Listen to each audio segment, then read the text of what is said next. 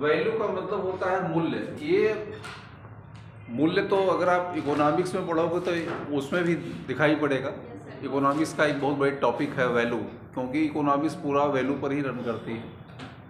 और जो इकोनॉमिक्स की परिभाषा है उस परिभाषा के अनुसार वैल्यू, हर चीज़ की एक वैल्यू होती है।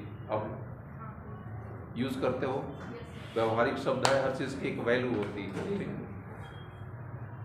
लेकिन जब वैल्यू शब्द का प्रयोग जैसे पूछा जाए कि इस आदमी की वैल्यू नहीं है, आप कहते हो ना इस आदमी की वैल्यू नहीं है, इसका मतलब क्या? उसे पैसे से तोल रहे हो क्या? हाँ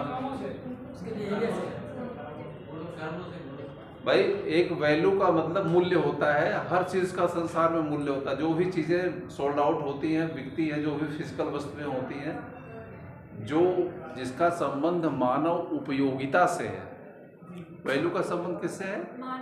मानव उपयोगिता से है। ठीक है।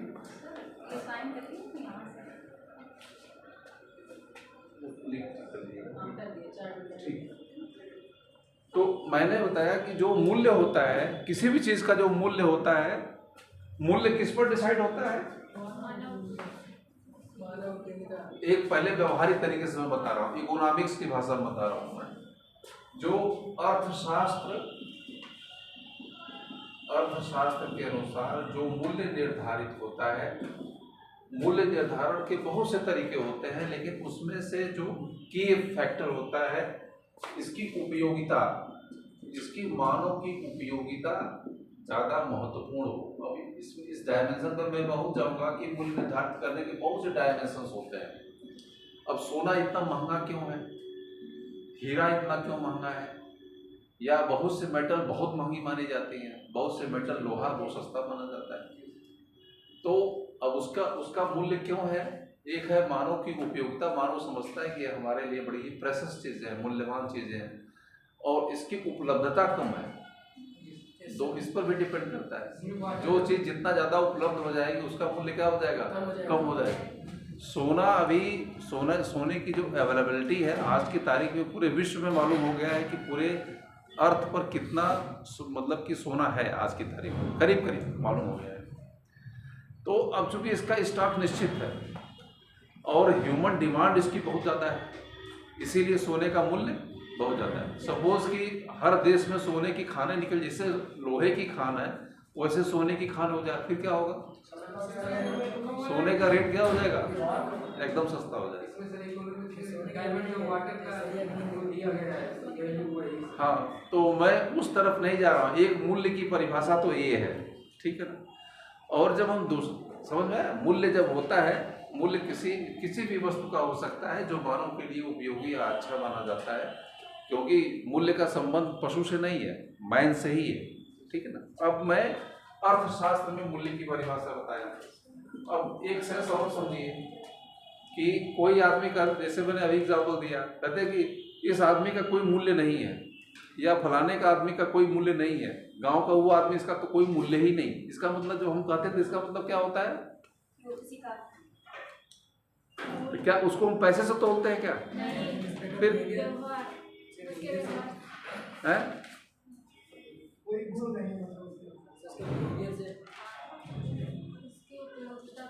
नहीं, पैसे तो नहीं तोल रहे हैं, तो 100% तय है ना। तो पैसे से, इसका मतलब है कि मूल्य की परिभाषा एक और भी है। अब यहाँ पर कई शब्दों का योग इस्तेमाल किया गया। मूल्य का यहाँ संबंध आचरण से, आपने कहा आचरण से, इन्होंने कहा व्यवहार से नहीं जोड़ा, यानी जिसका आचरण अच्छा है, जिसका व्यवहार अच्छा है, उसका मूल्य ज़्यादा है।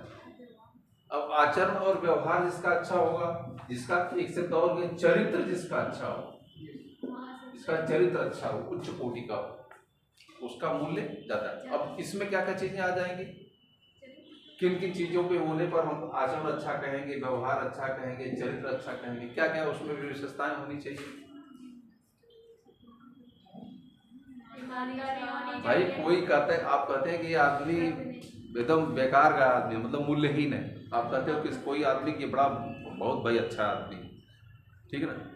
तो हम दोनों में किस विशेषता के रहने पर उसे हम कहते हैं कि मूल्यवान है, और किस विशेषता के नहीं रहने पर कहते हैं कि मूल्यवान नहीं है। तो क्या हम क्या विशेषता उसके अंदर देखते हैं?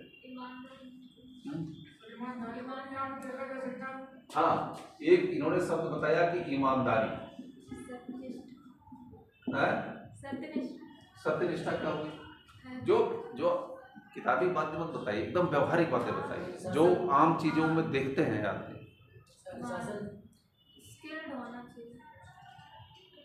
स्किल्ड आदमी हो और चोर हो तो कहो सब कहोगे आप। स्किल्ड आदमी हो मतलब कि बम बनाता हुआ आदमी, ठीक है, तो कहोगे कि नहीं ये आदमी अच्छा है, नहीं कहोगे ना। तो स्किल्ड होने से और आपकी चरित्र से मतलब वो नहीं बता। स्किल्ड का आदमी बदमाश भी हो सकता है, अच्छा भी हो, दोनों बातें हो सकती है, ठीक है ना।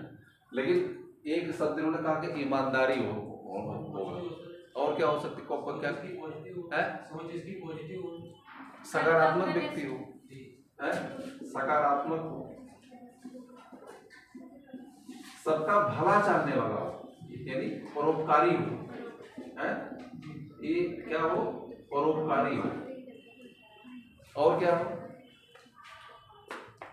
एक अच्छे आदमी की क्या विशेषता नहीं बता पा रहे हैं आप लोग? एक अच्छा जो अच्छा करते हैं उस आदमी के अंदर क्या विशेषता होनी चाहिए? है? हाँ, सामाजिक तो सामाजिक हो, लेकिन सामाजिक रूप से सामाजिक तो डकैत भी होता है। सामाजिक तो बड़े बड़े लोग होते हैं, हर आदमी गला काटने के लिए पहले सामाजिक बंदे भी गला काट लेते हैं।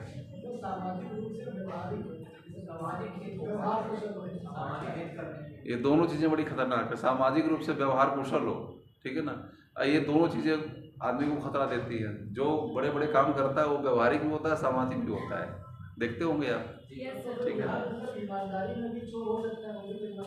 हाँ, लेकिन ईमानदार जब अगर ईमानदारी में चोर होगा तो फिर उसको ईमानदार कहेंगे ही नहीं। बेईमान आदमी को ईमानदार नहीं कर सकते हो ना।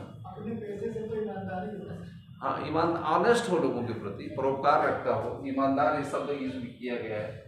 तो एक चीज तो आप समझ सकते हैं ना कि मूल्य की दो परिभाषा मैंने बताई। एक है कि फिजिकल जो संसार की मूल्य की परिभाषा होती है, एक होती है जो कि आपके चरित्र से जुड़ी होती है, चरित्र वैल्यूज से जुड़ी हुई है, ठीक है ना। ये दो परिभाषा जो है मूल्य की मानी जाती है। और किसी भी चीज को जब हम अच्छा कहते हैं और बुरा कहते हैं तो उसका मानक क्या है अच्छा और बुरा कहने का? हम कहते हैं कि ये अच्छा आदमी है। अभी आपने कहा ना कि वो अच्छा आदमी, तो अच्छा का मानक क्या है? हम मतलब कि ये अच्छा जब कहते हैं तो उस आदमी के बारे में कुछ विशेषताएं या कुछ उसके गुण हैं, उसके हमारे दिमाग में पहले से फीड हो जाते हैं।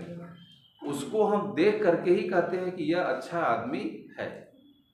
तो जो यानी किसी भी व्यक्ति का मूल्यांकन, वह बेईमान है, वह चोर है, ठीक है, वह बेईमान है, वह चोर है, वह ईमानदार है, ठीक है ना, वह देश प्रेमी है, वह देश प्रेमी है, वह दयालु है, वह दयालु है।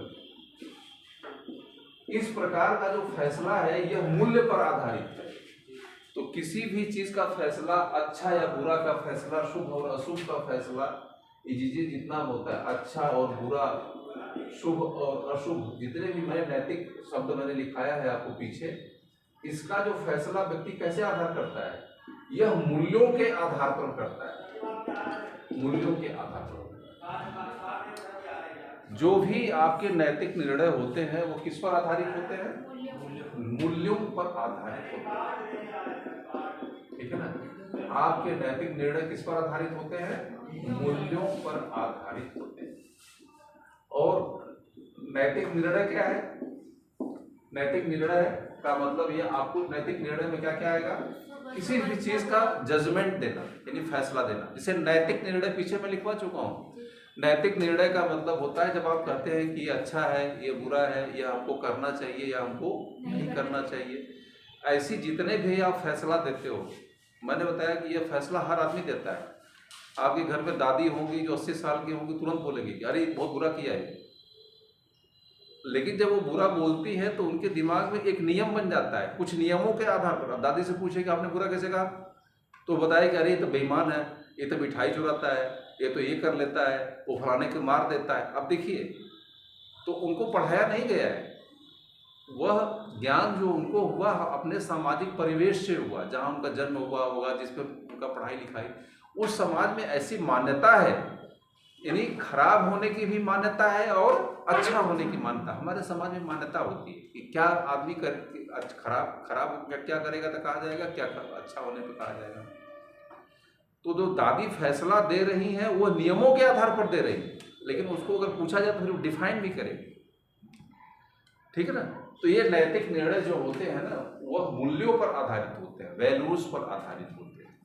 और कुछ वैल्यूज ऐसे हैं जो हमारे समाज में एक्सेप्टेड है, जिसे कुछ वैल्यूज को अच्छा कहा जाता है और कुछ वैल्यूज को बुरा, वो सबके लिए यूनिवर्सल है, ठीक है ना।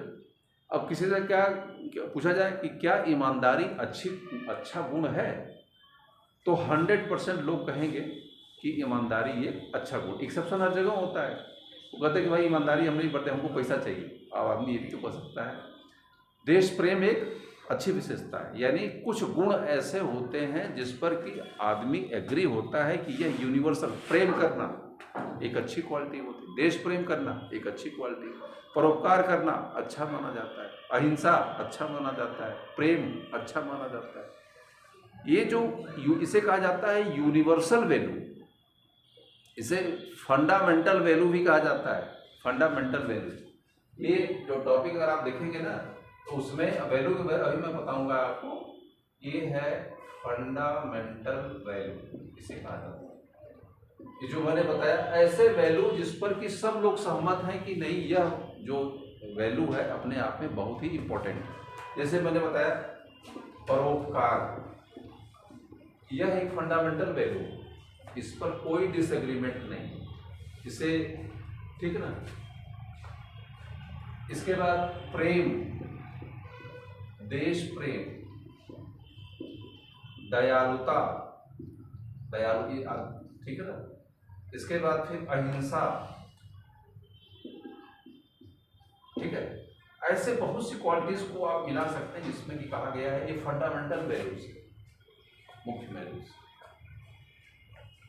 ठीक है। लेकिन अब जैसे कि हमारे लिए पैसा क्यों इम्पोर्टेंट है, बताइए हैं? हमारे लिए पैसा क्यों इम्पोर्टेंट है? बिल्कुल एकदम सही बता रहे हैं, उसमें संकोच करने की बात है, क्योंकि यह आपकी जो एसेंशियल रिक्वायरमेंट जीवन की है, उस पैसे से आप क्या करते हो, मीट करते हो। घर क्यों इम्पोर्टेंट है? आपके रहने के लिए। कपड़े क्यों इम्पोर्टेंट है? पहनने के लिए और फूडिंग के लिए। अब यह मान लीजिए किसी को इसकी ज़रूरत नहीं रहे, तो वह आपके लिए, हमारे लिए इम्पोर्टेंट है, हम इसके पीछे भागते हैं। लेकिन ऐसे व्यक्ति के बारे में सोचिए जिसका इसका कोई मतलब ही नहीं है, तो उसके लिए क्या हो जाएगा, वह मूल्यहीन हो जाएगा। आप इसके पीछे भागना क्या करोगे, बंद कर दोगे, भागोगे ही नहीं, कोई जरूरत नहीं है आपको करने की।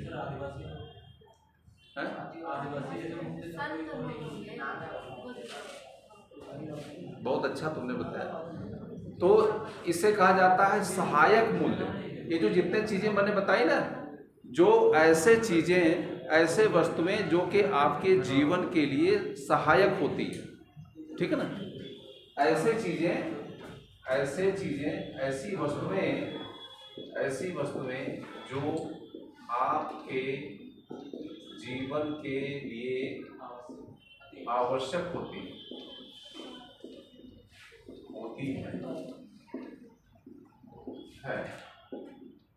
उसे कहा जाता है सहायक मूल्य। सहायक मूल्य, इसे या सहायक मूल्य या इसे गौड़ मूल्य कहा जाता है। गौड़ मूल्य, गौड़ मूल्य। तो जो बाहरी चीजें हैं ना, ये सहायक मूल्य है, केवल आपके जीवन के लिए आवश्यक है, इसीलिए इसके पीछे हम लोग भागते हैं। अब दो प्रकार के मूल्य मैंने बताया, ये है फंडामेंटल वैल्यू, ये है मुख्य मूल्य है, फंडामेंटल वैल्यू कहा जाता है। ये है एसोसिएट या सहायक मूल्य। दो प्रकार के मूल्य होते हैं। जो फंडामेंटल वैल्यू होता है वह आपके जीवन से जुड़ा होता है, जिससे कोई कंप्रोमाइज नहीं। लेकिन यह इस पर हम लोग ध्यान नहीं देते हैं। जो दूसरे मूल्य हैं जिसकी सहायता से हमारा जीवन चलता है, वह कभी कभार ज़्यादा सबसे अधिक इम्पोर्टेंट हमारे लिए हो जाता है, ठीक है ना। लेकिन इन मूल्यों की भी एक सीमा है, एक मूल्य की सीमा, एक लिमिटेशन इसकी है। जैसे आपके पास सारी चीज़ें हैं, सपोज सब कुछ आपके पास है, लेकिन आपका प्राण निकल जाए फिर किसी का, इसका मतलब है कि आप कुछ मूल्य चीज़ें ऐसी हैं जिसके रहने पर ही इन चीज़ों का मूल्य होता है। अगर वह नहीं है तो सारे मूल्य क्या हो जाएंगे, व्यर्थ है, बेकार। यानी आपके जीवन यानी प्राण का मूल्य क्या है, सबसे ज़्यादा है। कोई आपको 100 करोड़ देगा, कहेगा कि आप ये पैसे तो ले लीजिए लेकिन 1 मिनट में आपकी गर्दन कट जाएगी, फिर आप लेंगे? नहीं, कभी नहीं। नहीं लेंगे, कहेंगे ऐसे ऐसे 100 करोड़ को मैं लात मार दूंगा। इसका मतलब है आपके, कहा जाता है कि आपके प्राणों की वैल्यू क्या है, यह मूल्यहीन है, इसको मूल्य से आंका ही नहीं जा सकता है।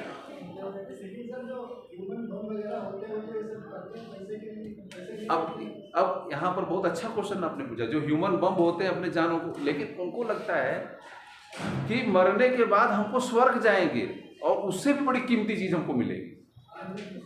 उनको ये लगता है कि वहाँ तो जो है अप्सराएं मिलेगी, वहाँ शराब मिलेगा, वहाँ का जीवन धन्य हो जाएगा। उनको यही बताया जाता है ना कि ये होगा, वहाँ का जीवन एकदम अलग होगा, वहाँ गम नहीं होगा, खुशी खुशी चारों तरफ होगी, जो चाहेंगे वो मिल जाए।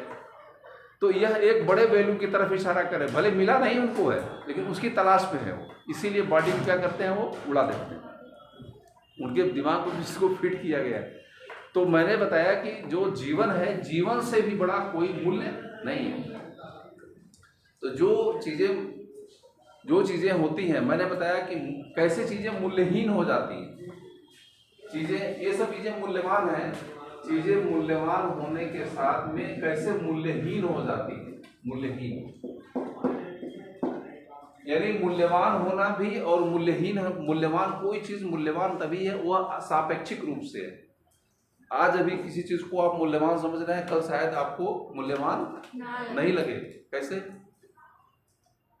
एग्जाम्पल दीजिए। जो चीज आपको बहुत महत्वपूर्ण लग रही है, कल के साथ इसका आपके लिए कोई मतलब नहीं रहे। सर, अगर किसी को फोन इम्पोर्टेंट लगता है, उसे फोन मिल गया आप तो बस खत्म। हाँ, एक जगजीत सिंह की बहुत अच्छी गजल है, बहुत फेमस गजल है, आप लोग सुनिएगा भी इसको, और एक कॉन्टेक्स्ट में एकदम सही है।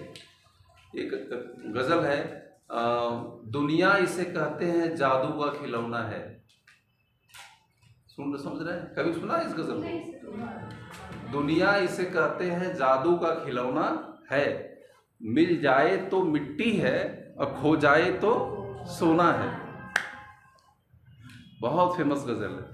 अब इसको वैल्यू के हिसाब से देखिए, दुनिया जिसे कहते हैं जादू का खिलौना है, मिल जाए तो मिट्टी है, अगर मिल गया तो आपके लिए क्या है, बेकार, नहीं मिला तो सोना, मतलब कि आपके लिए आप जीवन भर करते रहे तो मिला, अरे बड़ी कीमती चीज। तो ये मूल्यहीनता को दिखाता है। एक चीज मूल्यवान है और अगले क्षण आपके लिए क्या हो जाती है, मूल्यहीन हो जाती है। तो ये मूल्यवान होने से मूल्यहीन की मैं कहानी बता रहा हूँ। कोई मूल्यवान हो से मूल्यहीन कैसे हो सकती है, ठीक है ना। तो ये है, मैंने आपको वैल्यूज के बारे में बताया। वैल्यूज की 3 कैटेगरी मैंने बताई आपको, 3 कैटेगरी। पहली मैंने कैटेगरी बताई कि वो चीज़ें मूल्यवान होती हैं जो आपके जीवन के लिए सहायक होती हैं, जैसे है खाना पीना उड़ना बैठना, ठीक है ना। लेकिन टेक्निकली ये आपके जीवन का उद्देश्य नहीं है, टेक्निक का उद्देश्य नहीं। बहुत लोगों को उद्देश्य हो भी सकता है वह, लेकिन तभी तक महत्वपूर्ण है जब तक कि आप उसमें रमे हुए। जब ही उसके ऊपर के मूल्य का पता चलता है, यह मूल्य क्या हो जाता है, आपका छूट जाता है, पीछे चला जाता है। एक एग्जाम्पल और दूंगा, महात्मा बुद्ध का। महात्मा बुद्ध ने जब तक अपने मतलब कि जीवन में रहे, गृहस्थ जीवन में रहे जिसे कहा जाता है, परिवार के बीच में रहे, हर चीज़ को मतलब जैसे एक आम गृहस्थ होता है उस तरीके से उन्होंने अपना जीवन जिया, अच्छे तरीके से जीवन जिया। शादी हुई, विवाह हुआ, बच्चे भी पैदा हुए, माता पिता भी थे, पूरे जैसे राजा होता राजा की तरह सब कुछ चीज़ें थी। लेकिन धीरे धीरे उनको इन संबंधों की मूल्यहीनता के बारे में पता चला। उनको ये लगा कि हमारा तो माता पिता का संबंध कुछ समय के लिए ही है, जो पत्नी कहती है कि हम 7 जन्म में रहेंगे, तो हमारे दुख में तो शेयर नहीं करती है, हमको तकलीफ होती तो पति को तकलीफ तो नहीं होती है। फिर उन्होंने मृत्यु व्यक्ति मरते बीमार आदमी को देखा, फिर इसके बाद डेड आदमी को देखा, तो उनका जो सोचने का नज़रिया या अनुभव करने का नज़रिया था वह जीवन के प्रति बदल गया। उन्होंने कहा कि नहीं, संसार में तो कुछ है ही नहीं है। तो जो संसार उन्हें कुछ समय तक बहुत कीमती लग रहा था, जिसमें वो एंजॉय कर रहे थे, अपने जीवन को जी रहे थे, माता पिता के साथ में, पत्नी के साथ में, बच्चों के साथ में था, उनके लिए कुछ चीज़ें क्या हो जाएंगी, ये चीज़ें क्या हो गई, सब बेकार हो गई, मूल्यहीन हो गया। अब इसका मतलब क्या, वह एक ऐसे मूल्य की तलाश में निकल पड़े जिसका अवमूल्यन कभी भी नहीं हो सकता है, जिसका अवमूल्यन कभी संभव ही नहीं है।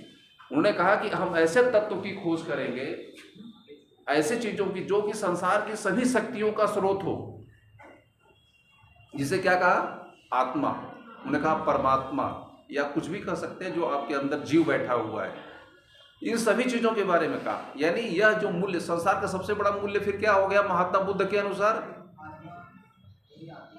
परमात्मा।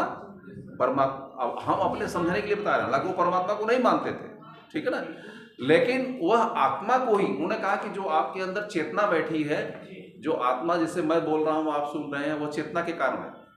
ये सारा सुनना बंद हो जाएगा कि अब प्राण निकल जाएगा तुरंत, ये शरीर भी रहेगा, दिमाग भी रहेगा, यानी इस शरीर के ऊपर भी कोई न कोई ऐसा एक एलिमेंट है जो पूरी शरीर को भी चला रहा है। नहीं, जैसे ही प्राण निकलता है वैसे सारी आपका दिमाग भी ही रहता है, आंखें भी रहती हैं, हाथ भी रहता है, सबका हिलना डुलना बंद।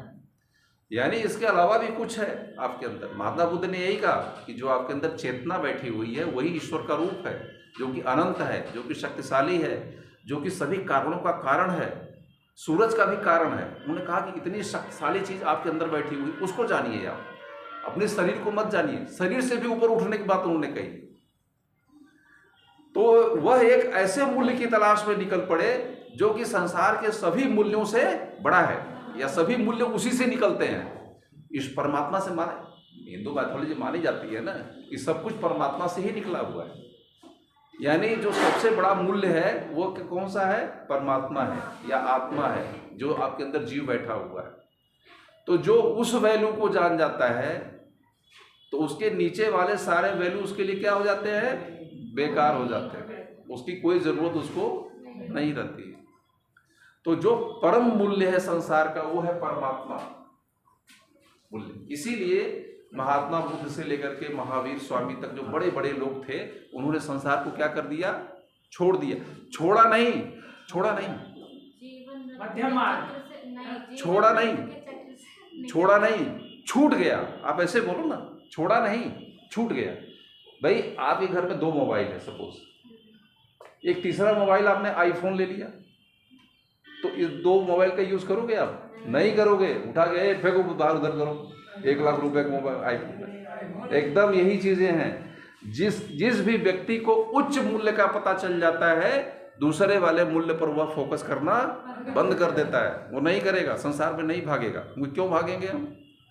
वो अर्थ पैसे के पीछे नहीं भागेगा, हमको भागने कोई जरूरत नहीं है। तो संसार जो किससे चल रहा है, सब मूल्यों का खेल है, वैल्यूज को। आपको भी नौकरी ज्यादा समझ में आ रही है कि ज्यादा हमारे लिए, लेकिन IIT के बाबा के बारे में पढ़ा, देख सुना कि नहीं सुना? उसने IIT करके भी छोड़ दिया। बहुत से आपको IAS ऐसे मिलते हैं जो कि IAS बनने के बाद भी IAS को छोड़ दिया। सर आपकी बात से मुझे ये समझ में आया कि जब व्यक्ति को जिसकी चाह होती है, जब वो प्राप्त कर लेता है, उसके बाद ही से मोक्ष की तरफ आती है। मोक्ष नहीं, मोक्ष शब्द का क्यों यूज कर रही हो आप? एक अच्छे मूल्य की तरफ भागता है। सर सांसारिक मोह माया को त्याग नहीं, यह एक प्रक्रिया है। आप सीधे मोक्ष की तरफ क्यों जा रहे हो? अनुभव से आदमी सीखता है कि जैसे अभी अट्रैक्शन है कि नौकरी नहीं मिली है, घर नहीं है, बैंगलोस नहीं है, कार नहीं है, विवाह शादियाँ नहीं हुई हैं, हर चीज़ मिल जाती है। फिर क्या आपकी दौड़ बंद हो जाती है? नहीं बंद होती है, फिर चलते रहते हो आप। आपको समझ में आता है। और जीवन के जब 60 साल 65 साल पहुँचते हो तो पड़ाव में आपको लगता है कि यार पूरा जीवन मैंने खराब कर दिया इन बच्चों के पीछे। जिन बच्चों को मैंने पढ़ाया लिखाया, पूरा इतना पैसे लग दिया, ये बच्चे हम ही को गरिया रहे हैं। सोचिए कि वो आदमी जो अपने बच्चों को पूरा जीवन खत्म कर दिया, अपने बिना कपड़े के रह गया या कम कपड़े पहना, बेटों अपने परिवार को दिया, और वही परिवार के लोग जब उसको गरियाते हैं 60 साल की अवस्था में, तो उसके जीवन की मूल्यहीनता का पता चलता है। वो दूसरे को कहता है अरे यार अपना काम करो, जो है जितना जरूरी है अपना जीवन यह है। तो मैं आपको सीधे मोक्ष की तरफ प्लंग मत करो आप ना। ये जीवन का जो मूल्यहीनता का पता दो तरीके से चल सकता है आपको है। एक है कि जीवन जी करके, यानी जीवन जी करके जीवन की मूल्यहीनता का पता चलता है, या कोई चीज़ मूल्यवान है या मूल्यहीन है उसका पता चलता है।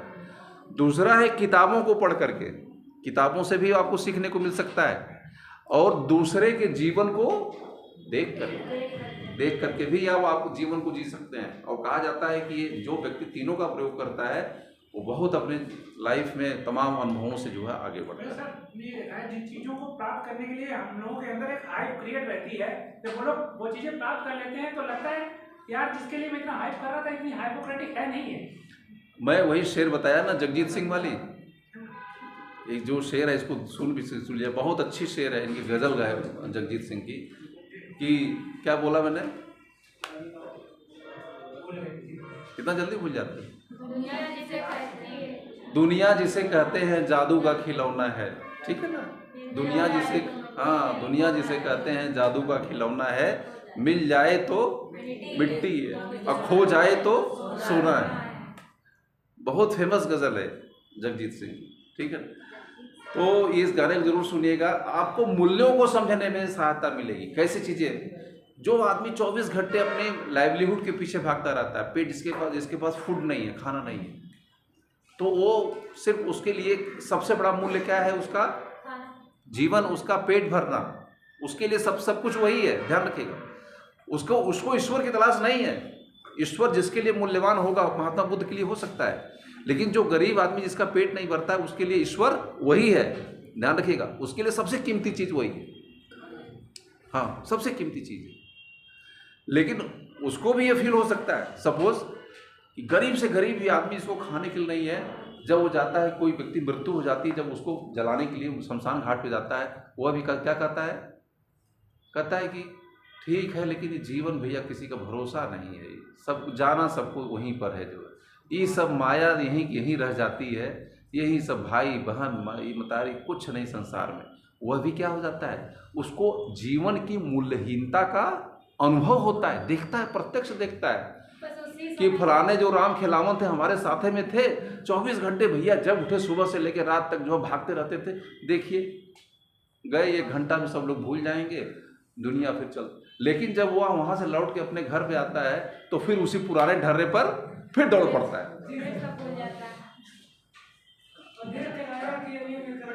लेकिन बहुत से ऐसे लोग होते हैं जिनके ऊपर असर पड़ता है, इन चीज़ों को लेकर असर पड़ता है, तो वो लोग मूल्यहीनता की तरफ आगे बढ़ते हैं, जिनको अनुभव होता है ऐसी बातें सुनकर। तो मूल्यहीनता की तरफ मैंने बताया कि मूल्य 3 प्रकार के होते हैं। एक है कि जो आपके जीवन के लिए सहायक हों, उन्हें सहायक मूल्य कहा जाता है। उसमें से रोटी कपड़ा मकान यह मूल्यवान तो है, लेकिन आपके जीवन के लिए इसीलिए मूल्यवान माना जाता है। लेकिन इससे ऊपर भी चीज़ें हैं, इसे कहा जाता है फंडामेंटल वैल्यू। इन्हें परोपकार, प्रेम, देश प्रेम, दयालुता, अहिंसा, ऐसे बहुत से गुण हैं, यह एक फंडामेंटल वैल्यू माना जाता है। यानी इस वैल्यूज के चारों तरफ ही सारी चीजें घूमती हैं, ये प्राइमरी है। इसके बाद भी जो एक सबसे बड़ा है जो मूल्य होता है, वो ईश्वर का मूल्य होता है, जिसकी कोई सानी नहीं, सबसे बड़ा मूल्य होता है। जैसे कोई परोपकारी है, कोई अहिंसा में विश्वास करता है, कोई बहुत दयालु है, लोगों के भला करता है, हमेशा अच्छाई का बात करता है। आप कहते हैं अरे बहुत अच्छा आदमी है भाई, और जो लोगों को मार देता है, नुकसान पहुंचाता है, सताता है, उसे कहते हैं कि ये बहुत ही खराब आदमी है। यानी वैल्यू 2 प्रकार के हो गए, एक अच्छे वैल्यू, एक है खराब वैल्यू। इसका फैसला यानी समाज में कुछ गुणों को लेकर के यह मान्यता है कि यह गुण अच्छे हैं और यह गुण खरे हैं, यानी नेगेटिव वैल्यू एंड पॉजिटिव है, ये भी समाज में। तो जो हमारा नैतिक निर्णय होता है, अब यहाँ नैतिक शब्द का मैं प्रयोग करना, नैतिक निर्णय किस पर आधारित होते हैं, वैल्यूज पर आधारित होते हैं, यानी मूल्यों पर आधारित।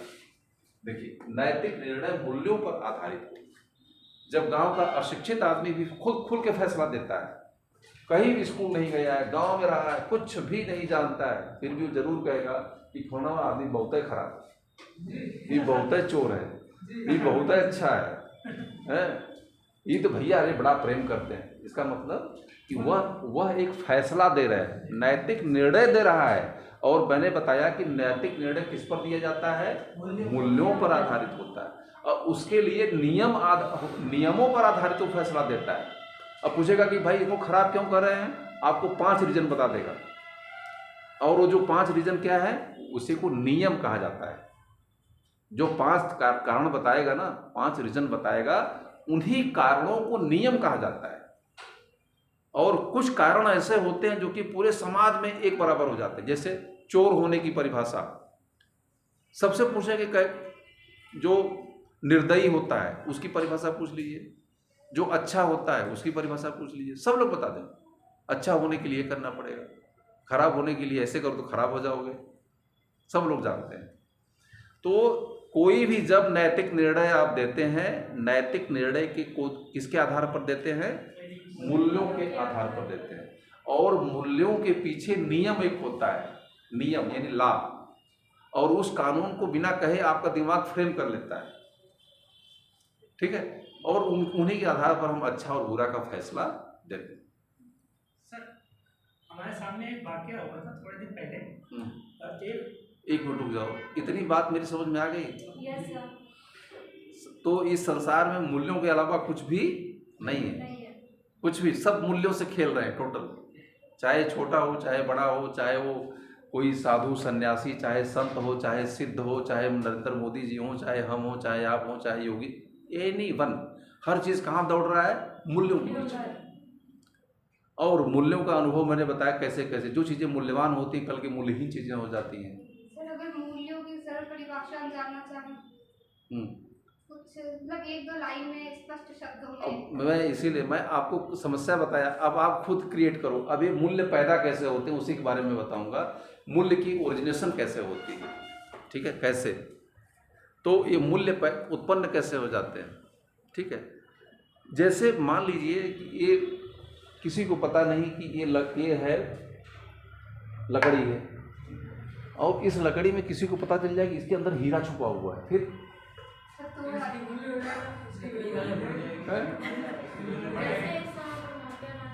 अब ये लकड़ी है लेकिन इसमें बहुत कीमती हो जाएगी, इसका मूल्य क्या हो जाएगा? बढ़ जाएगा, ठीक है ना। अब संतों की थोड़ी बातों से सुनिए, संतों की बात सुनिए। मीराबाई कहती हैं कि मैंने कहा कि मैंने राम रतन धन पायो, उन्होंने कहा कि हमको राम रूपी धन का हमको प्राप्ति हुई है, और इस धन का आगे फिर लाइन हमको याद नहीं आ रही, लेकिन मीनिंग यही है कि यह धन अमूल्य है, वो कहती है, इसका कोई मोल, यह अमोलक दिनों, अमोलक, जिसका कोई मोल नहीं है। कबीर साहब कहते हैं कि जो दीक्षा दिया जाता है, उसने कहा कि हीरा से तुलना की गई है, आपने तो, मैंने आपको हीरा दे दिया, और हीरा जन्म गवाए, मतलब कि हीरा तो दे दिया मैंने, लेकिन इसको आपने क्या कर दिया? गंवा दिया, हाँ, वैल्यू नहीं समझी। तो ये अपने आप में, तो इसीलिए जो संतों की बातों को करिए, तो वो जो सबसे बड़ी कीमती उनकी चीज है वह आपके अंदर है, आपके अंदर जो आत्मा है, जो जीव है, जो परमात्मा है, वह उसी को सबसे बड़ा धन मानते हैं, सबसे बड़ा धन। ऐसा क्यों मानते हैं? परमात्मा को सबसे बड़ा धन क्यों मानते हैं? उन्होंने कहा कि इस धन के बाद हमको किसी धन की चिंता नहीं। क्यों ऐसा? सर, अगर वो कोई गलत कर रहा होता है तो वो सोचता है कि ऊपर कोई है, प्रभु है, एक सरस्वती जो देख रहा है। थोड़ी सी मैं आपको बताता हूँ, देखो सर, इसके आगे कोई पॉइंट नहीं, विकल्प भी नहीं है। एकदम सही बताया, यही पर हम लोग सब समाप्त हो जाते। बिल्कुल। वह इसलिए है, परमात्मा का जो परमात्मा आप कर सकती है, ईश्वर कर सकते हैं, जो लोग ईश्वर को मानते हैं, या उसे सेल्फ भी कहा जाता है, ब्रह्म भी कहा जाता है, अलग अलग शास्त्रों में अलग अलग नाम इसके हैं। वह इसलिए सर्वोच्च माना जाता है कि संसार की जितनी भी चीज़ें हैं हमारे शास्त्रों में लिखा गया है कि उसी के प्रकाश से प्रकाशित हैं। मतलब उसी के प्रकाश से प्रकाशित। जो संसार का प्रकाश आप देख रहे हो वो प्रकाश अस्थाई नहीं है, एक आज है कल नहीं होगा, नकली है। इसीलिए तो महात्मा बुद्ध ने कहा ना कि संसार की वस्तुएं क्या हैं, जो भी संसार की वस्तुएं हमें देख रही हैं वो क्षणिक हैं, आज है कल नहीं रही। आज इसका रूप दूसरा है, कल इसका रूप दूसरा हो जाएगा। हम लोग क्यों चिल्लाते रोते गाते हैं? जैसे मैं पढ़ा रहा हूँ, आप पढ़ रहे हैं, हमारे शरीर में प्रति हर क्षण जो है चेंज होता जा रहा है। आपका अभी बाल नहीं पका है, एक बाल जब पकता है तो आपको लगता है अरे हमारा इतना ये कैसे बाल पक गया, लेकिन यह प्रक्रिया 1 घंटे में नहीं होती है, यह प्रक्रिया कंटिन्यू जारी है। हम मृत्यु की तरफ, सभी लोग हम लोग मृत्यु की तरफ आगे बढ़ रहे हैं। सबका शरीर जो भी जन्म ले गया उसका शरीर डिक्लाइन की तरफ जा रहा है, लेकिन वो प्रक्रिया इतनी धीमी, इतनी जटिल और इतनी सूक्ष्म है कि हम उसको अपने आंखों से, शरीर से अनुभव नहीं कर सकते। लेकिन जब चीजें प्रकट हो जाती हैं दिखा अरे ये क्या हो गया। तो महात्मा बुद्ध ने कहा कि संसार की जितनी भी चीजें हैं सब परिवर्तनशील हैं, सब खत्म होने वाली, आज हैं कल नहीं रहे। तो महात्मा बुद्ध ने ये कहा कि संसार छोड़ दी, नहीं, संसार, महात्मा बुद्ध ने कभी नहीं कहा कि संसार में रहिए, लेकिन यह जान करके रहिए कि जो चीज आज है कल नहीं रहेगी। महात्मा बुद्ध के कहने का ये मतलब था कि जिसे आप अस्थाई समझते हो, अस्थाई संसार में कुछ भी नहीं है, कुछ भी नहीं। सारे संबंध, सारे रिलेशन, सारी वस्तुएं आज हैं और कल नहीं रहे। और जब यह मान करके व्यवहार करोगे कि जो चीज आज है कल नहीं रहेगी, तो जब चीजें नहीं रहेंगी तो आपको दुख का आभास नहीं होगा, दुख नहीं होगा। तब फिर कोई घर में मर जाता है या कोई लगा सगा या नहीं रहता है तो हम क्यों चिल्लाते हैं? इसीलिए चिल्लाते हैं कि हमको इस चीज को मानते ही नहीं कि जो आदमी हम मान के बैठे कि आदमी हमेशा के लिए रहेगा, और हमारे व्यवहार में अगर निश्चित हो जाए कि जो हम कल नहीं रहेंगे, परसों हम भी नहीं रहेंगे, ये भी नहीं रहेंगे, तो फिर जो है आपको तकलीफ का सामना नहीं करना, क्योंकि आप मान लिए हो कि जो चीज हम आज है और कल नहीं है। ये महात्मा बुद्ध, इसीलिए वो कहते हैं कि संसार में मान के जिए, जो चीजें, हर चीज संसार में बदलने वाली है, चेंजेबल है, टूटने वाली है, बिखरने वाली है, समाप्त होने वाली है, ये संसार का नेचर है। हर चीज बदल जाती है, कुछ भी संसार में स्थिर नहीं है। ये महात्मा बुद्ध का कहना था। इसमें कोई निराशावाद नहीं है, इसमें निराश भी होने कोई जरूरत नहीं। यह रियलिटी है, this is the hard reality संसार की। और जो इस हार्ड रियलिटी को जितना आंखों के सामने रख के जीता है वो उतना ही सुखी रहेगा, खुश रहेगा और मस्त रहेगा। अब महात्मा बुद्ध का जो वैल्यू है, हाईएस्ट वैल्यू है, उनका ये मानना है कि जब अपने अंदर के ईश्वर को जान जाओगे, जो कि सबसे बड़ा वैल्यू है, तो उपनिषद ये कहते हैं कि संसार के जितने प्रकाश हैं वह आपके प्रकाश से प्रकाशित है, यानी परमात्मा के प्रकाश से क्या है, प्रकाशित है।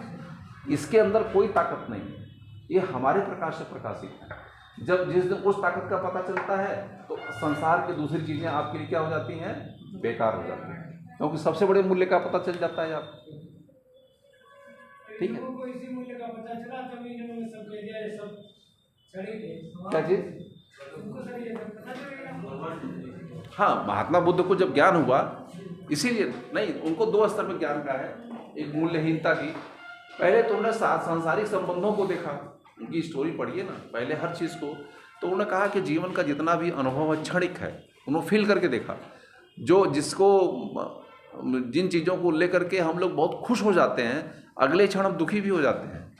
जिसको हम बहुत अच्छा समझते हैं उसको कल की चीज़ें बुरी हो जाती हैं।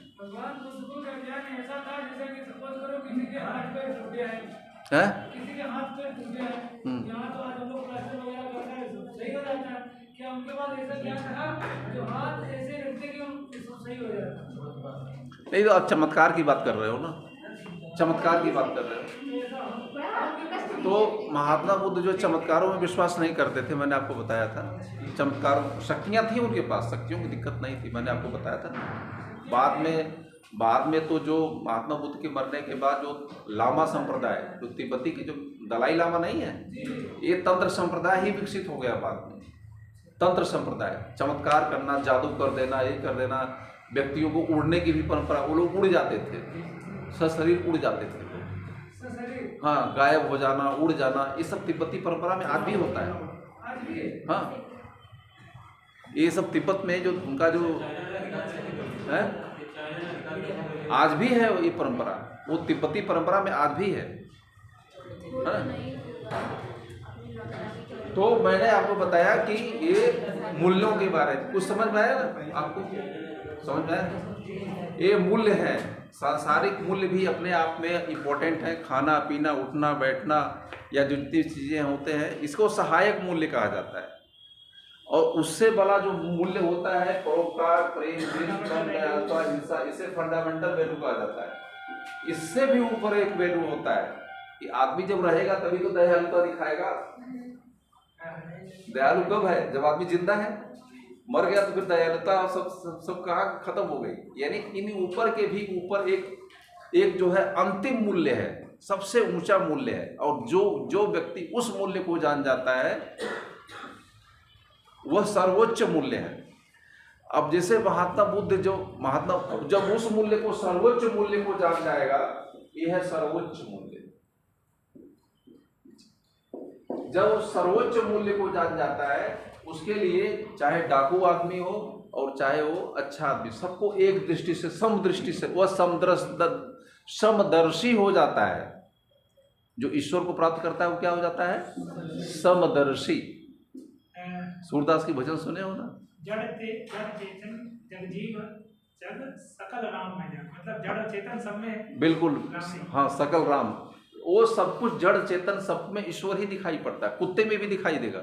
इसीलिए जो सिद्ध होते हैं ना, जिस थाली में कुत्ता खा रहा है उसी में खाने लगते हैं। ऐसी बहुत सी कहानियां अगर पढ़ोगे आप, जिसमें कुत्ता खा रहा है उसी थाली में बैठे खाने लगते हैं। क्यों?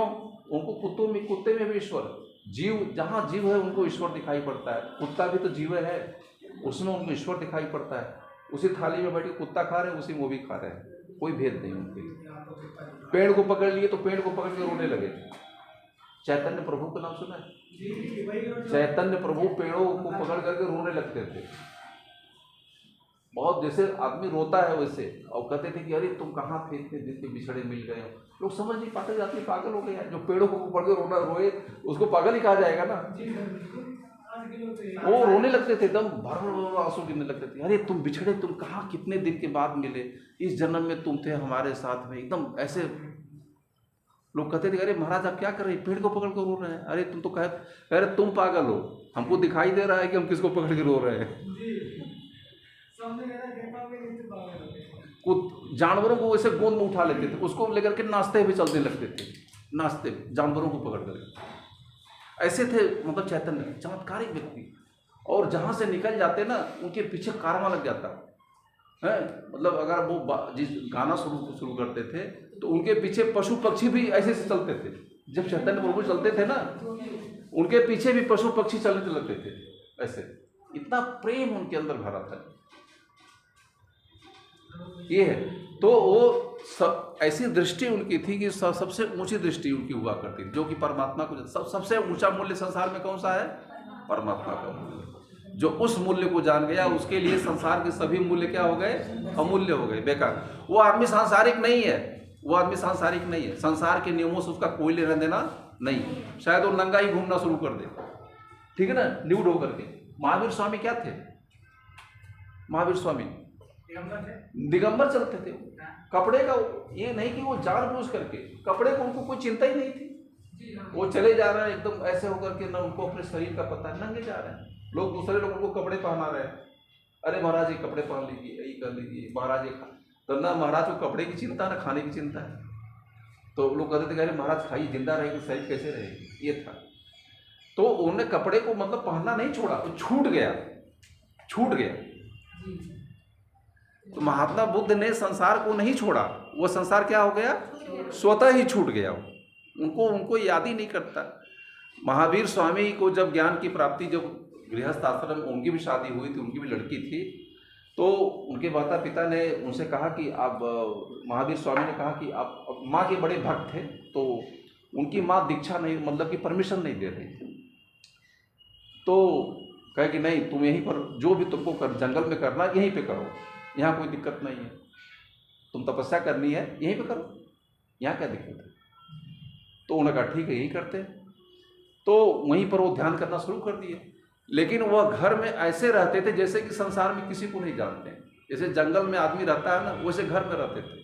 कोई किसी से एकदम जैसे लगता है कि मृत जैसे आदमी रहता है, उस तरीके से रहते थे, एकदम विरक्त, किसी से कोई मतलब भी नहीं, कुछ भी नहीं, चाहे वो पत्नी हो, चाहे वो बेटा हो, चाहे दामाद हो, चाहे नथिंग। तो उनकी माँ ने कहा कि महाराज जब आपको घर में ही मतलब नहीं है तो आप यहाँ रहिए चाहे वहाँ रहिए, क्या अंतर पड़ता है, जाइए आप। उनकी माँ ने क्या दिया, उनको परमिशन दे दी। यानी जिसके लिए घर और जंगल दोनों बराबर है, ऐसे विरक्त एकदम से संसार से, जैसे कोई ही मतलब नहीं। बगल से शेर जा रहा है कि कुत्ता जा रहा है कि कौन सा भूख रहा है, कोई मतलब नहीं, कुछ भी नहीं। इधर बगल से प्रधानमंत्री जा रहे हैं कि भिखमंगे जा रहे हैं, उससे भी मतलब नहीं, जाओ क्या करना हमसे। ये चीजें तब होती हैं, यानी संसार के मूल्य उनके लिए क्या हो गए, बेकार, यूजलेस, कोई नहीं। उनके लिए सबसे बड़ा मूल्य है, उस मूल्य की उनको प्राप्ति हो चुकी है। ये सारे मूल्यों का खेल संसार है। और जैसे जैसे मूल्यों का अनुभव होता है, आप उच्चतर मूल्यों की तरफ आगे बढ़ते हैं। उच्चतर मूल्यों, पहले निम्न मूल्य की तरफ हम लोग भागते हैं। 3 लेयर में बना दे रहा हूँ बेटा, आपको समझना, फिर मैं लिखा देता हूँ, आपको बहुत चीजें समझ में आ गई होंगी। सबसे जो निम्न स्तर पर मूल्य है, इसे निम्नतम मूल्य भी कह सकते हैं आप, निम्नतम मूल्य।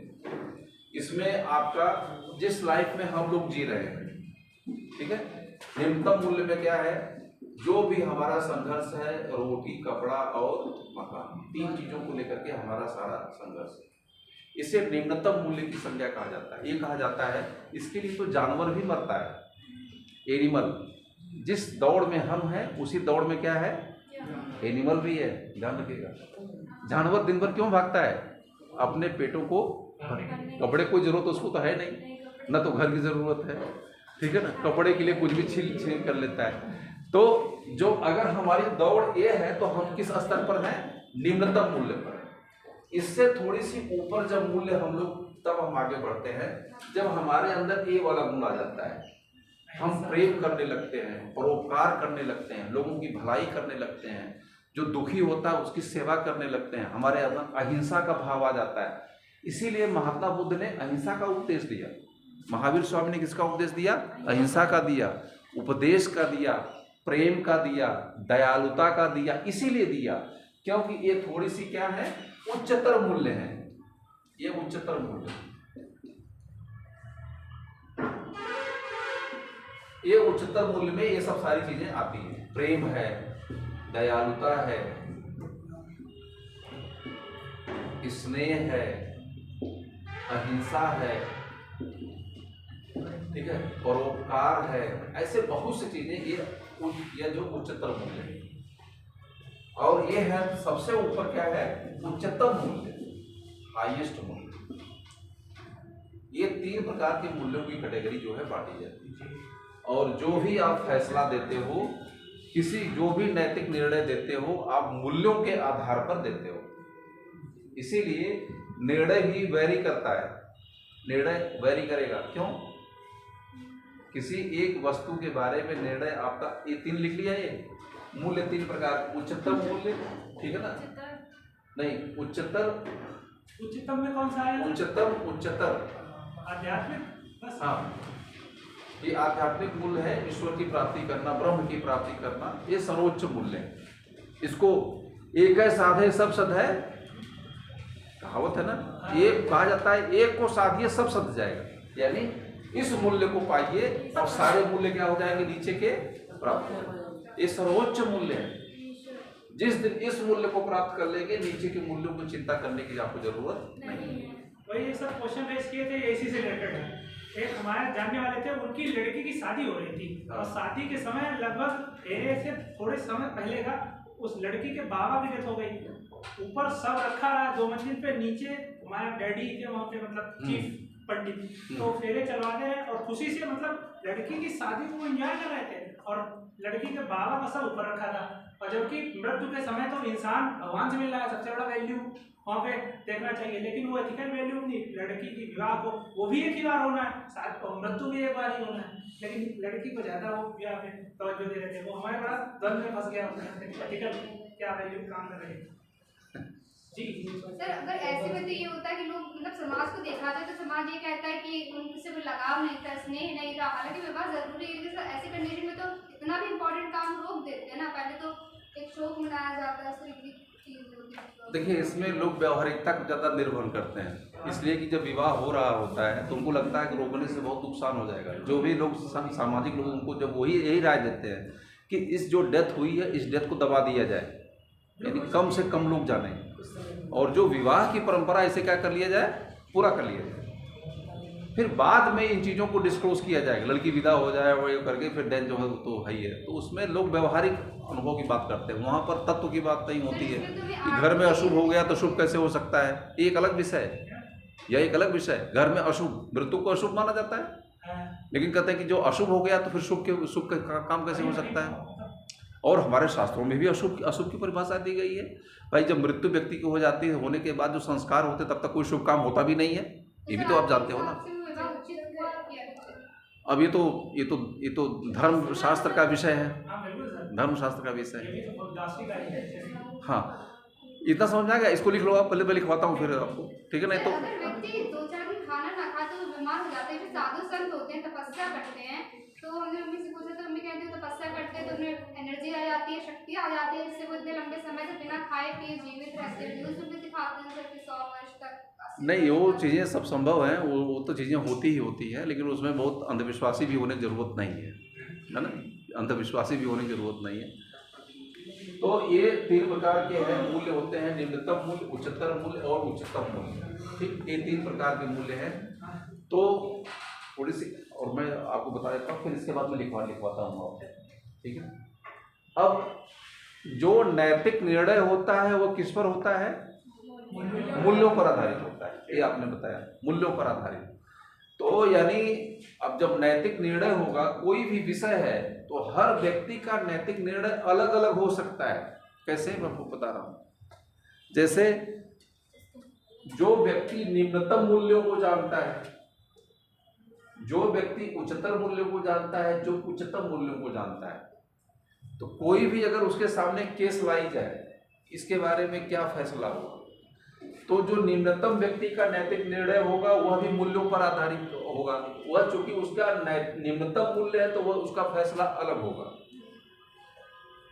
जो वही केस वही है, विषय वही है, लेकिन उसके बारे में अगर थोड़ा सा उच्चतर व्यक्ति होगा जो उच्चतम मूल्य को जानता, तो उसके उस विषय के बारे में उसका फैसला अलग होगा, और जो उच्चतम मूल्य जानता होगा उसका भी फैसला अलग होगा। जैसे मान लीजिए, एक छोटा सा समझाने के लिए आपको बता रहा हूँ। जैसे कुत्ता के बारे में एक नैतिक निर्णय देना है। कुत्ता खाना खा गया, इसको मतलब ये कुत्ता नुकसान कर दिया जाए, तो अब इसको जो अगर कोई है तो ये आदमी या किसी फैसले के बारे में जो निम्नतम मूल्य को जानता है तो कहेगा कि अरे तो रोटी खा गया, इसको मार दिया जाए। ये कहेगा ये नुकसान हमारा कर दिया इतना, और इसको तो इसका इलाज कर दिया जाए अभी जो है। उच्चतर मूल्य वाला कहेगा अरे छोड़ दीजिए, जाने दीजिए। जिसके अंदर प्रेम होगा, जिसके अंदर अहिंसा का भाव होगा, अरे कहे कि कुत्ता कहे कि बेजान आदमी को मार रहे हैं, जो बेजान कुत्ते को मार रहे हो हैं, उसका क्या होगा, उसका डिसीजन अलग होगा। और जो उच्चतम मूल्य को जानता है, महात्मा बुद्ध जैसे जब कुत्ते को देखेंगे, अरे वो शायद अपने खाना में उसको खिला दे खाना करके। तो केस एक है लेकिन फैसला 3 है। और 3 फैसला क्यों हो गया, 3 मूल्यों पर आधारित है। 3 जो व्यक्तियों ने फैसला, इसीलिए जो नैतिक निर्णय व्यक्तिगत होता है, सब्जेक्टिव होता है, और वह वैरी करता है, अलग अलग वैरी करता है, ठीक है ना। तो घटना एक है लेकिन उसका निर्णय 3 व्यक्तियों ने 3 अलग अलग निर्णय दिया। इसलिए निर्णय दिया कि तीनों व्यक्तियों का वैल्यू अलग अलग, जीवन के प्रति जो उनका वैल्यू है का परसेप्शन अलग अलग है। तो नैतिक निर्णय मूल्यों पर आधारित होता है और मूल्य अलग अलग हो सकते हैं, ठीक है ना, समझ में आया इतना। तो आज पूरा का पूरा मतलब ये वैल्यूज के बारे में मैंने बताया। अब मैं आपको लिखवा देता हूँ कि वैल्यू शब्द की उत्पत्ति कैसे होती है, वैल्यू के लिए क्या चीज़ें इंपॉर्टेंट होती है, वैल्यू को क्रिएट कैसे किया जाता है। अगर कोई किसी व्यक्ति के अंदर वैल्यू क्रिएट हुआ तो कैसे हो जाता है, उसका जन्म कैसे होता है, वैल्यू की क्रिएशन कैसे होती है, ठीक है ना। और पॉजिटिव वैल्यू किसे कहा जाता है, नेगेटिव वैल्यू किसे कहा जाता है। कहा जाता है कि सामाजिक, आप नाम सुने होंगे आप, शिक्षा का मूल्य, वैल्यू ऑफ द एजुकेशन, इसका मतलब क्या समझते हैं? शिक्षा को अपनी जिंदगी में कितना महत्व देते हैं, यही ना? ये सब यही हम लोग पढ़ने जा रहे हैं। एजुकेशनल वैल्यू को कैसे बढ़ाया जाए, शिक्षा का मूल्य में किस चीज़ की चर्चा करेंगे हम लोग एजुकेशनल वैल्यू में। अगर हम कहते हैं कि एजुकेशनल वैल्यू अच्छी होनी चाहिए तो फिर इसका मतलब नहीं, अब एजुकेशनल वैल्यू को कैसे बढ़ाया जाए?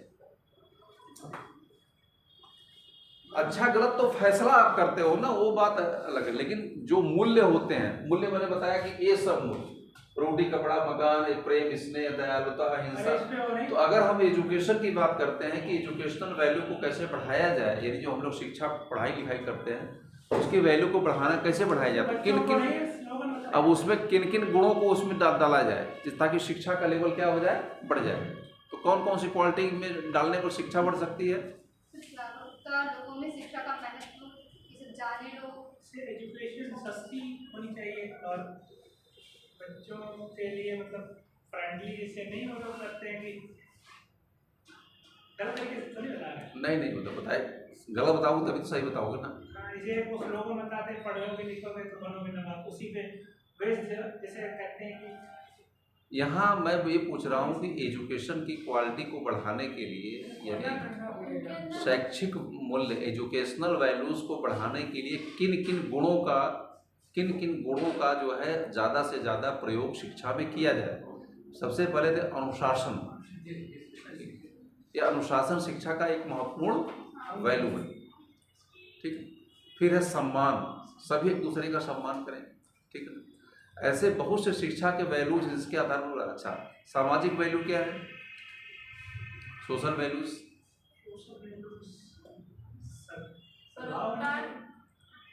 एकदम अच्छा बताया। सामाजिक वैल्यू में प्रेम है, सहयोग है, दयालुता है, अहिंसा है, ये जितने भी गुण जो सामाजिक सद्भाव के लिए जरूरी है, सामंजस्य है, धर्मनिरपेक्षता है, मतलब ऐसे गुण जिससे हमारा समाज एक सामंजस्यपूर्ण तरीके से और प्रेमपूर्ण तरीके से आगे बढ़ता है। ऐसे जितने भी गुण होते हैं उन्हीं गुणों को जो है सामाजिक मूल्य कहा जाता है।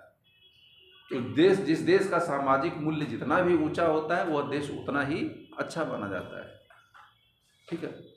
ये सोशल वैल्यू हो गया, एजुकेशनल वैल्यू हो गया। सांस्कृतिक वैल्यू, कल्चरल वैल्यू क्या होता है? सांस्कृतिक वैल्यू एक दूसरे के धर्मों का सम्मान करना, हाँ, और कोई अराजकता नहीं करना, और मतलब धर्म सहिष्णु, ठीक है। आगे मैं बताऊंगा। व्यक्तिगत वैल्यू क्या होती है? पर्सनल वैल्यू, पर्सनल वैल्यू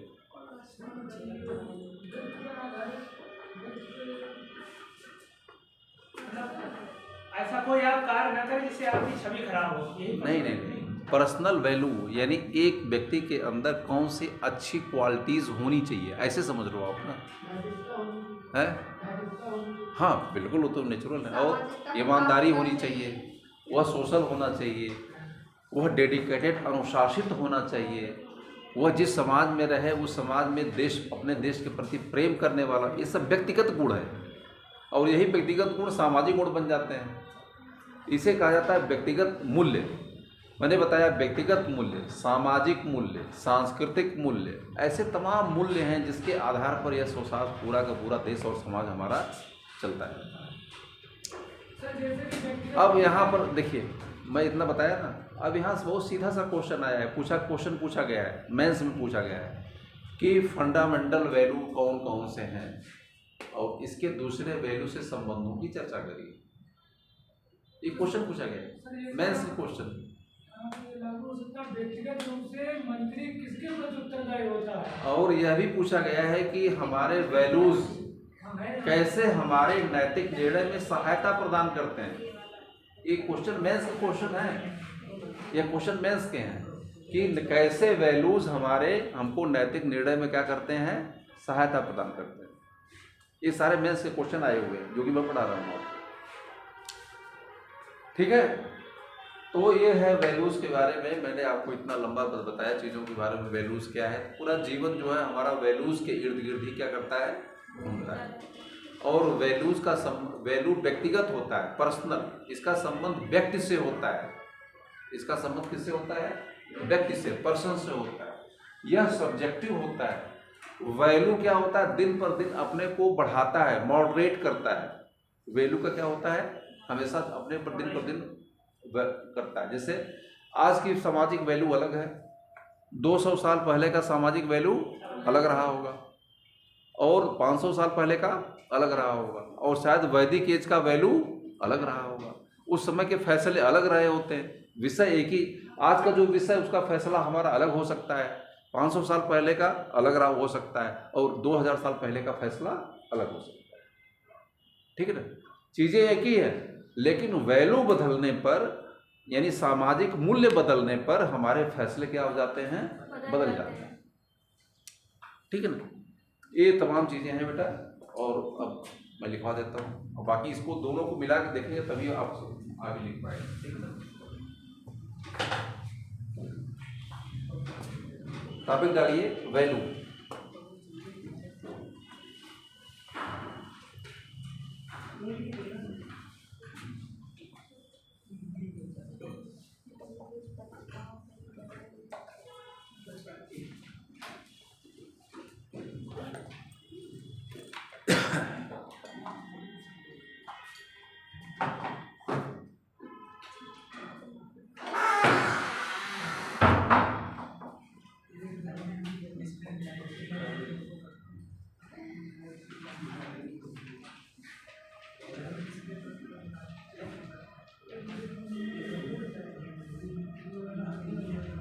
लिखेगा कि वैल्यू शब्द की उत्पत्ति, वैल्यू शब्द की उत्पत्ति, वैल्यू शब्द की उत्पत्ति, वैल्यू शब्द की उत्पत्ति लाटीन वर्ड, लाटीन शब्द, लाटीन, ग्रीक, लैटिन मत बोलिए भाई। हाँ, वैसे लैटिन बोला जाता है, लेकिन लोग लैटिन और लैटिन में अंतर नहीं कर पाते हैं। ठीक है ना? मैंने 99% लोगों को लैटिन ही बोलते हुए सुना है। हम लोगों को लैटिन लग रहा है और आप लाटिन बोल रहे हैं। इसीलिए मैं बोल रहा हूँ लाटीन, इसीलिए बोल रहा हूँ क्योंकि उसमें लाटीन लैटिन में ना कन्वर्ट हो जाएगा।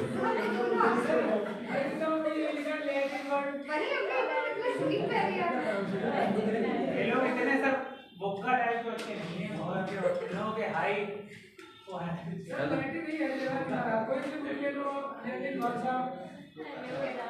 ठीक है ना? तो ये जो वैल्यू शब्द की जो उत्पत्ति होती है, ये है लाटीन भाषा, लाटीन, लाटीन वर्ड। इसकी उत्पत्ति होती है वेलेरे से, वेलेरे, वेलेरे, VELERE, ठीक है ना? वेलेरे से होती है। यानी वैल्यू शब्द की उत्पत्ति लाटीन भाषा के वेलेरे से होती है। VALERIE लिख लीजिएगा, RIE, वेलेरे से होती है।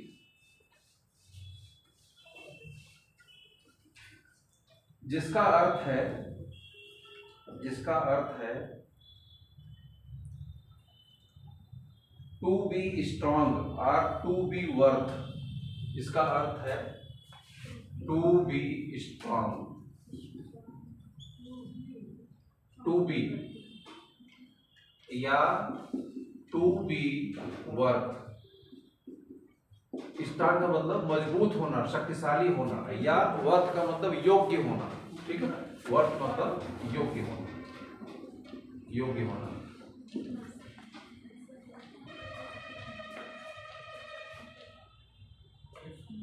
लिखिएगा। बाद में यही शब्द, बाद में यही शब्द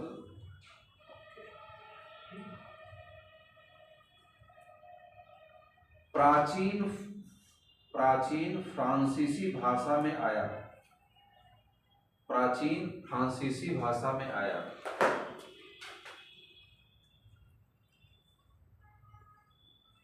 प्राचीन फ्रांसीसी भाषा में आया, जो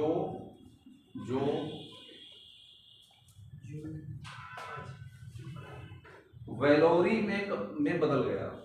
वेलोरी, VALORI, यह जो फ्रेंच वर्ड है, ठीक है ना, फ्रेंच वर्ड है, तो लाटिन से ये वेलोरी हो गया। और सर वो ब्रैकेट में फ्रेंच, हाँ, फ्रेंच वर्ड, इसका अर्थ भी है योग्य होना, इसका अर्थ भी है योग्य होना।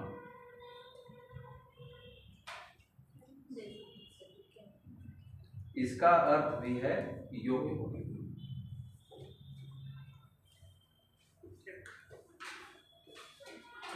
बाद में यह शब्द अंग्रेजी, बाद में यह मध्यकालीन काल में,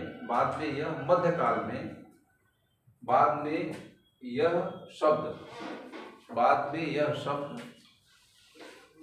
फ्रांसीसी भाषा से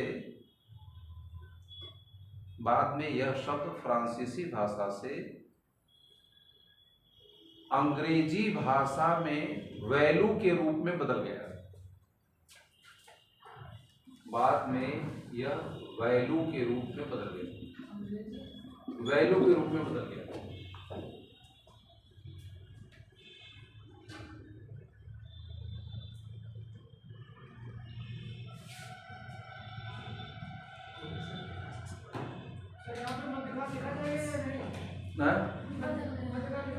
बाद में इसे अंग्रेजी भाषा के वैल्यू के रूप में बदल गया। हाँ, जिसका अर्थ है अंग्रेजी भाषा में, लिखिएगा, अंग्रेजी भाषा में जिसका अर्थ है स्ट्रेंथ और इम्पोर्टेंस। स्ट्रेंथ और इम्पोर्टेंस, यानी शक्ति या महत्व। अंग्रेजी भाषा में इसका मतलब है शक्ति या महत्व। तो वैल्यू की जो वैल्यू वर्ड है, कैसे, मतलब सन 1000 ईस्वी के आसपास में लाटिन जो भाषाएं चलती थी ना, सन 1000 के आसपास में, तो यह शब्द जो है लाटिन, पहले लाटिन भाषा में वेलोरी आया, फिर जो है ये वेलोरी ये फ्रांसीसी भाषा में, फिर जो है इंग्लिश भाषा में आया, ऐसे चल कर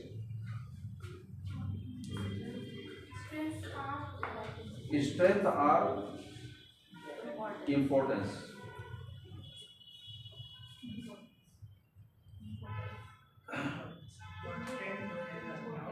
ठीक है, अब आगे लिखिएगा।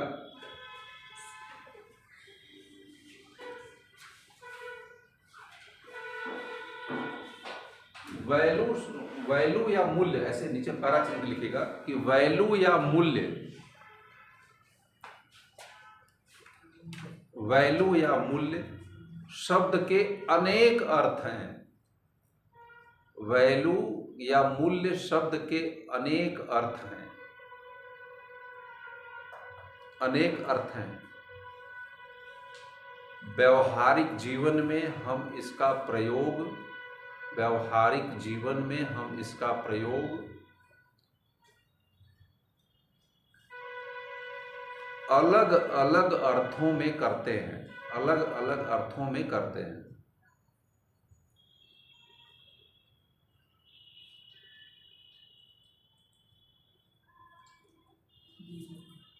अलग अलग अर्थों में करते हैं। अब मैंने पीछे बताया था कि एक वैल्यू का मतलब रुपए पैसे से है, ठीक है ना। लिखिएगा, एक प्रकार के वैल्यू का अर्थ रुपए पैसे यानी धन संपदा से है।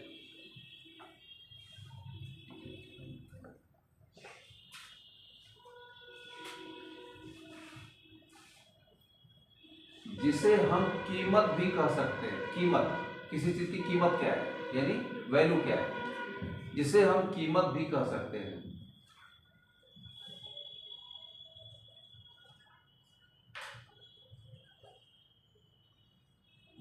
अब इसके अलावा लिखिएगा, इसके अलावा इसका प्रयोग, इसके लिए ये पहला मैंने बताया कि इसका जो प्रयोग किया जाता है, पहला जो इसका मीनिंग निकाली जाती है वो किसके सेंस में, कीमत के सेंस में। किसी चीज की जब कीमत पूछते हो तो उसे कहते हो कि इसकी वैल्यू क्या है। फिर दूसरा लिखिए कि अब दूसरी इसकी मीनिंग क्या है। दूसरा इसका है उपयोगिता के संदर्भ, ऐसे नीचे करके लिखते जाइएगा। पहला इसका मतलब हो गया कीमत। अब कास्ट को यानी जो वैल्यू को मैं बता रहा हूँ, वैल्यू का जो प्रयोग होता है कितने अर्थ में प्रयोग किया जाता है। पहला मैंने बताया कीमत, जब किसी चीज की कीमत पूछते हैं तभी वहां वैल्यू की बात करते हैं। दूसरा इसकी उपयोगिता के बारे में, ठीक है, उपयोगिता के बारे में कि मतलब कि इस चीज का, इस सामान की उपयोगिता क्या है, तभी वैल्यू शब्द का हम प्रयोग करते हैं, ठीक है। तीसरा है, थर्ड है इसके महत्व के बारे में। महत्व,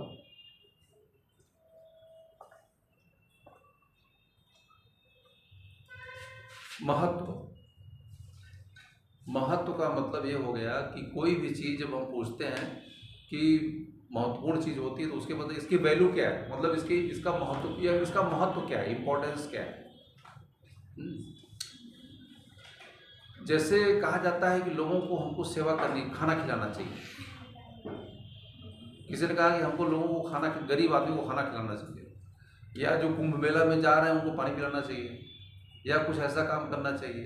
तो लोग पूछेंगे इसका वैल्यू क्या है, मतलब इसका महत्व क्या है। अगर पूछते हैं कि इसका वैल्यू क्या है, इसका मतलब क्या है, इसका महत्व क्या है। अब देखिए डायमेंशन बदल गया।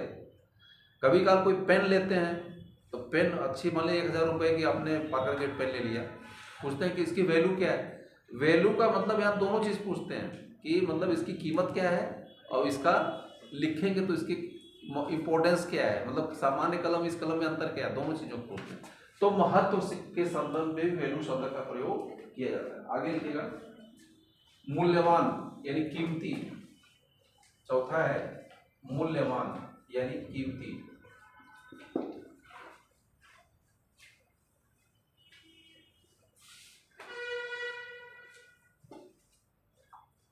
अगला है, नेक्स्ट है अच्छे तथा बुरे के विषय।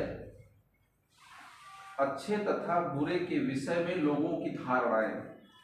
पांचवा है अच्छे तथा बुरे विषय के बारे में लोगों की धारणाएं। अच्छे तथा बुरे विषयों के बारे में लोगों की धारणाएं, इसे भी वैल्यू कहा जाता है।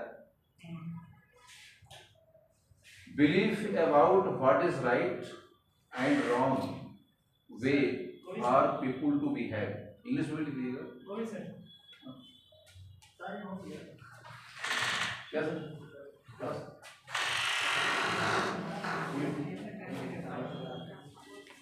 आगे नहीं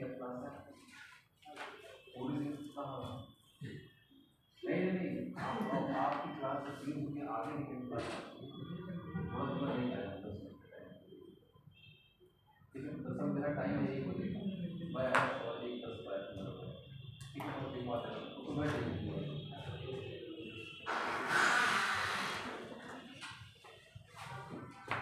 ठीक है। तो इंग्लिश में लिखिएगा कि believe about what is right और wrong way. Belief about what is right or wrong way for people to behave.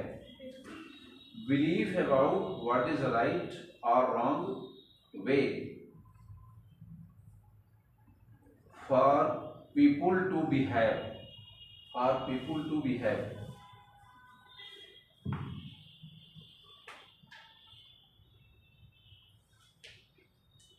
और छठवां है मॉरल प्रिंसिपल्स यानी नैतिक सिद्धांतों को भी वैल्यू कहा जाता है। अगला है नैतिक सिद्धांत। नैतिक सिद्धांत यानी मॉरल प्रिंसिपल्स, मॉरल प्रिंसिपल्स को भी कहा जाता है। मॉरल प्रिंसिपल्स को भी कहा जाता है।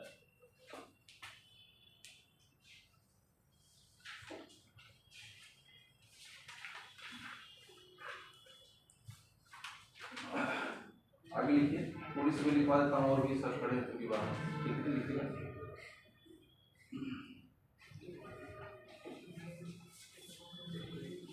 आगे लिखिएगा। अब बहुत इंपॉर्टेंट है, लिखिएगा वैल्यू के लिए यानी मूल्यों के लिए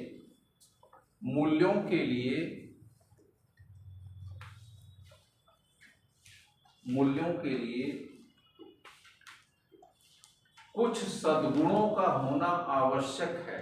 कुछ सद्गुणों का होना आवश्यक। एक ये लाइन अंडरलाइन करिएगा, ये सीधे मूल्यों के लिए कुछ सद्गुणों का होना आवश्यक है। इसको डिफाइन करने के लिए, क्योंकि बिना सद्गुणों के कोई भी मूल्य नहीं हो सकता है। सद्गुण क्या है?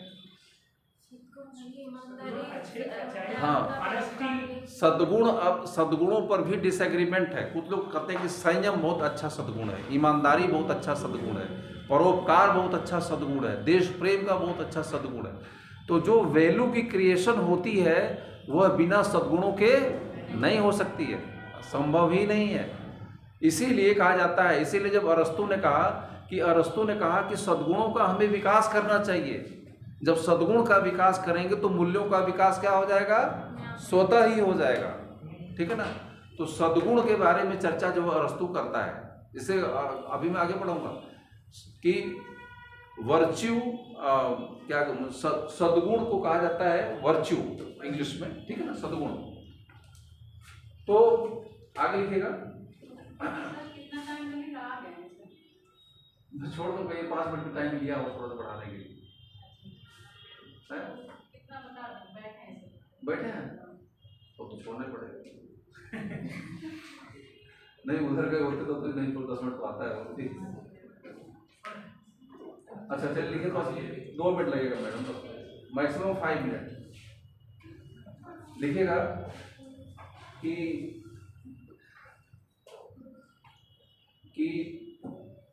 वैल्यू यानी मूल्य मानव चेतना का एक महत्वपूर्ण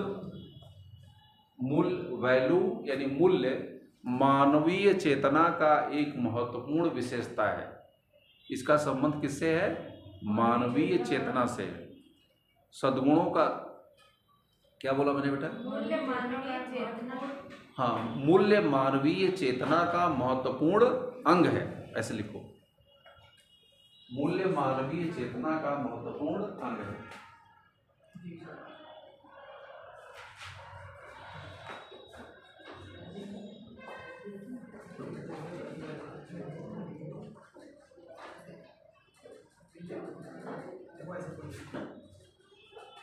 लिखेगा कि मूल्य यानी मूल्यों का प्रकटीकरण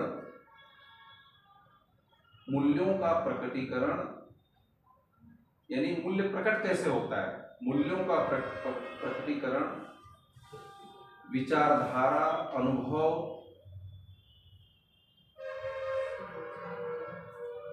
मूल्यों का प्रकटीकरण विचारधारा, अनुभव, क्रियाकलाप आदि के द्वारा व्यक्त होता है। आदि के द्वारा व्यक्त होता है।